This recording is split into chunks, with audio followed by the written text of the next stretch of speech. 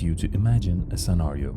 Arguably, the best chess player, 5-time world champion, world ranked number 1 for over a decade, with a peak ELO rating of 2,882, which is the best in history, versus a 19-year-old American whose ELO rating has exploded since the pandemic from 2,484 in January 2021 to 2,688 at the beginning of September, which has surprised and impressed the chess world, and in turn added to the suspicion of foul play.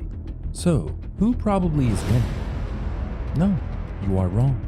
It is Hans Niemann. The 19-year-old young lad is declared the winner, as the best chess player ever resigns after just 2 moves. And this, my friend, is looked upon as the biggest cheating ever by that the game of chess has ever witnessed. For more such awesome shorts, subscribe now.